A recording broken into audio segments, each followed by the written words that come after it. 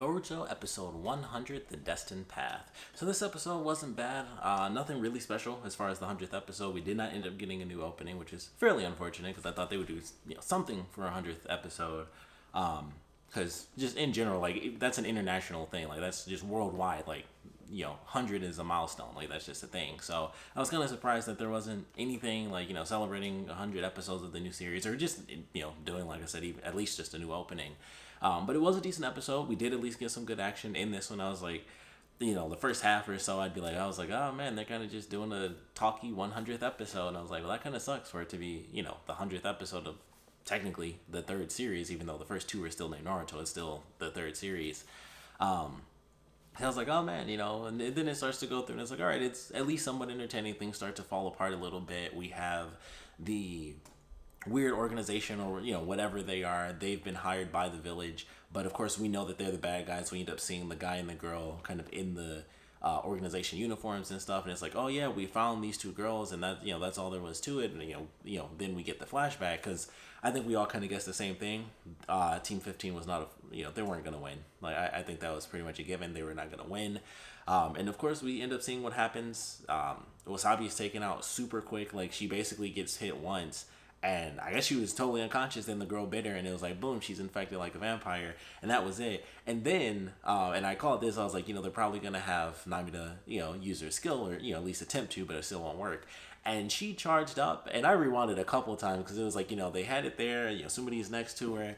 Namida's charging up. She does, the little cone. It was like a little director's cone of rainbows and light came out, and I was like, okay, we're gonna get to see the scream again. And that dude just hit her in the stomach, and like we don't even see where he ends up. Like it was funny how they did it because they show him in like the split second and he dashes and knocks, and I was like, holy crap, she got destroyed. And then she's flying back into this boulder and she's all messed up, and we still don't see where the guy ends up going. Like he went somewhere else. He wasn't even in the scene behind her. Like he moved so fast, he went behind her and then he was somewhere else as she's flying backwards. And I was like, wow, that was messed up. Like they completely obliterated her, and it was just like, nope, boom, and he just took her down. I was like, well, that's messed up. So then Sumini, of course, ends up getting attacked. She summons Nue, which of course is very cool.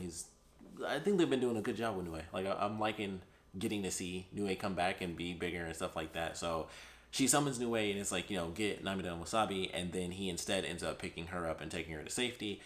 Fortunately, they end up escaping, and so she's in a tree until she wakes up at the end of the episode. So I was like, all right, that's cool. And then we have Team 7 is basically outed because it's like, oh, you guys were working with Jugo. Like, we've seen you with this guy, so we know that we know that you knew the secret, but you didn't tell us what happened, and they're freaking out, and the kids don't really get to explain anything, and, they don't realize that they've basically been set up. Like, that's what the organization did since they were hired. They let all the birds go, they stole all of the cures, and then when Jugo goes in his rampage, they knock him out with some tranquilizer arrows. And then it's like, yeah, so, we kind of been following you guys, and we know that this is what's been going on. It's like, well, do you have a way to stop them or anything? It's like, no, all the cures disappeared. It's like, well, then I guess you have to leave it to us. So Team 7 is outed, and, they're totally kicked out. Of course, this organization is doing some weird, crazy thing. I don't know what. But Team 7 is outed. Sumini is out on her own with Nue. And then Konohamaru is still unconscious. And I think the guy's name is Tosaka. He ends up staying with the organization, and we'll kind of see what ends up happening with his character. But I like the way they did. I thought we got some decent action there. Jugo, when he does transform, I thought that was a decent little scene. We don't see too much action from them, but I thought it was a cool scene. I definitely enjoyed it. I was like, all right, we got to see Boruto do his really weak Rasengan. Like, he tried it, and Jugo just blocked it like it was nothing, and then he, knocks him away. And so they have, like, nice little action sequence. Then he goes off to the village. He almost kills this dude, but... and it was funny, I read one of the comments, somebody mentioned, like, if this was Naruto Shippuden, that guy probably would have been killed, and that's probably true, because Shippuden was, like, definitely the more mature version, going from Naruto to Shippuden when all the characters are older and people die, like, left and right in, like, battle situations, and then this is, like, it's back to being the kid version again of, the series, so... I was like, yeah, it kind of makes sense. I was curious. I was like, are they going to be able to save him? Because I was thinking, I was like, it would be kind of cool if they don't end up rescuing this guy. But naturally, they do. Well, technically, it was the organization. It wasn't even the kids. Like, they actually got to rescue them. It was technically the fact that the organization ended up coming into play. And they do the normal thing where it's like, oh, they distracted the person on the rampage, so they don't have a set goal to kill this person. They were about to just by happenstance. And it was like, oh, I'm distracted now. And so, of course, the guy ends up living. But it was like, it would have been kind of cool if that just didn't work out for them, and then that would have been an even bigger trigger to have the village kind of kick them out to begin with. But I like where it's headed. Of course, the promo had me super freaking excited for next week's episode, and they're doing what I would have loved for them to do this in this episode, but it makes sense that they had to go through the story and get to kind of the turning point within the arc, and then they hit us with the flashback at the end. But the next episode is going to be Sumeri out in the forest, and then of course she runs into Suigetsu and Karin. And it's funny, I was watching, I finally realized I was going through it in my head as I was just talking, because I was like, I don't know why they did the stupid thing where they're hooded, cloaked figures, and I'm like, everyone knows who they are, but I guess that's not true 100%, even for people that have seen the characters, because both Karin and Suigetsu show up, but they've only been in the show like once or twice. I think Karin's technically been in it more than Suigetsu, so anyone who is a brand new Boruto viewer, they probably wouldn't remember having seen them back. They probably recognize Karin technically because of the hair. And Suigetsu, you can tell because of the tooth, but people probably didn't catch that as a recognizable thing for his character right off the top. But I was like, I don't know, even then, it's kind of like, I don't know, it's been so long. I guess when I think about it, they are like side characters, and that does happen, in a bunch of shows that we watch, where it's like a character will pop up, and then it's like, oh yeah, I needed a recap, because I don't remember that person at all. And I guess it's totally different, because it's like, of course, it's Karin and Suigetsu, who else is going to show up? But Jugo, I think he was in it. Yeah, I'm pretty sure he was in the show like once before. I think it was during Sada's the manga arc for Sada when they did that for the show.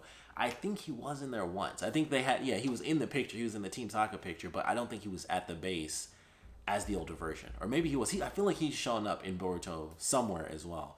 But I don't know. I was like, it feels so weird that they bothered doing the cloaked figure thing.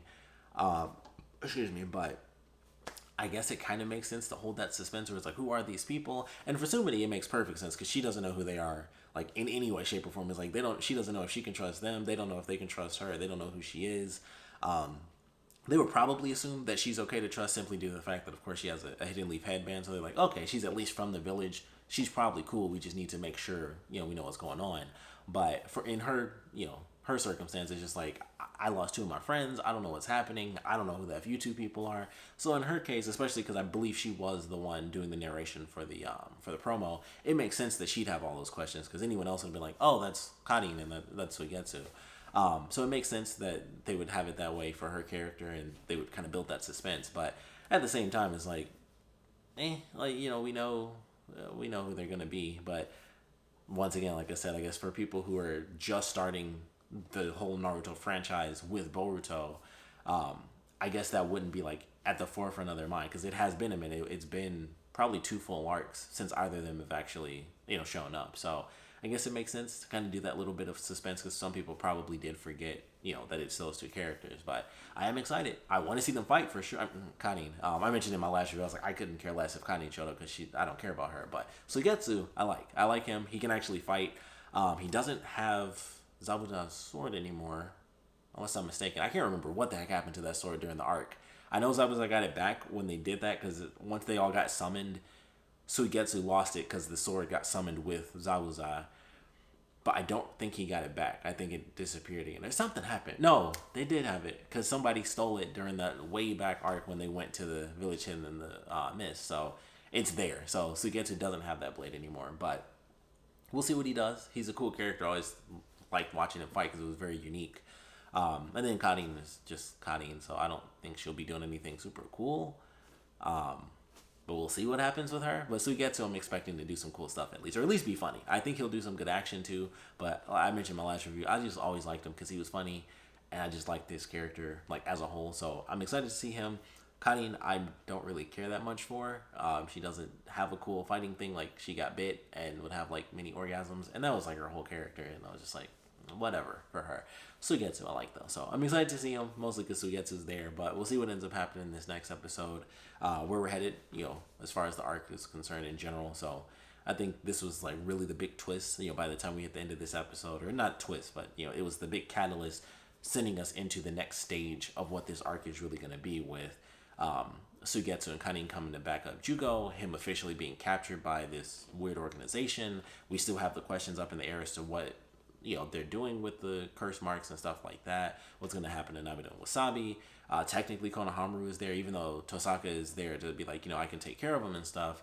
this organization could do anything, or they could drug him really quick and be like, we don't know how it spread. They could do any sorts of random things to take him out just so that they can get to Konohamaru just in case. So there's a lot to look forward to, I feel, at least based on the end of this episode as well as the promo. So I'm looking forward to where we're headed, but decent 100th episode, nothing super insane. I feel like episode 97, or whenever they first did it, when they first fought Jugo, I still say that was a better episode just because it really surprised me by how cool the action sequence was and how entertaining it was. This one, decent action sequence, just much shorter, or I guess 2 shorter action sequences that kind of totaled what we got in 97 or 98, whichever episode it was. But still a decent episode, so totally fine. I still don't know. Like I said, with the opening, that's just the craziest thing to me. Like, it's been the most pointless opening. Like, it's had nothing to do with anything. So I'm kind of just waiting for them to change it, because I'm like, they did nothing. There was no crazy stone dragon, and the kids from the Sand Village came to help. None of that was there. So I don't know why they made that opening. It's so weird to think of that now, because that's kind of been the point of all the openings, is that you make an opening that kind of mimics what's going to happen in the anime. That's what all anime do, really. It took me a long time to realize that. Actually, it didn't happen until like Shippuden, and I was like, oh, openings show what's happening in the anime. Like, it took me a super long time to actually realize that, which is funny. But now that I know that, it's like seeing this one, I was like, oh, they got this cool dragon thing happening, and the kids coming back from the Sand Village. We get to see the metal sand technique and stuff, which I think is still one of the sweetest ones. And none of that came back, and I was like, that really blows, because it just seemed like there was so much more than that weird arc. Well, it wasn't a weird arc, but just the simple arc that we got with them going to the Stone Village. It was just like, oh, that's not nearly as cool as this crazy dragon monster that seems to be like destroying everything, and the kids have to team up to fight it. Nothing as cool as that happened. So we'll see. Maybe this arc is actually going to lead to that really crazy stuff. Who knows? But either way, this is a fairly decent episode, of course. We'll love to know what you guys thought about it, so please put your comments down in the comment section below. Let me know your favorite parts about it, least favorite parts about it. Of course, with us going forward and with the characters kind of being split up in this sense, I would love to know how you guys feel about that. Like, with the team being kind of cast off, Jugo being captured, Nabata and Wasabi being captured, Sumidi running into Kanin and Suigetsu in the next episode. How do you guys feel about where this arc seems to be headed? Because right now, I'm actually pretty excited. I like the dynamic of them breaking up the teams. Even though technically Team 7 is still completely together, but they don't have their sensei, so they're kind of just leaving, and they're just going to go through the village by themselves, or through the forest. They'll probably end up running into Sumidi, Kanin, and Suigetsu. Sumidi, of course, is trying to find her teammates, so we don't know what this organization is doing.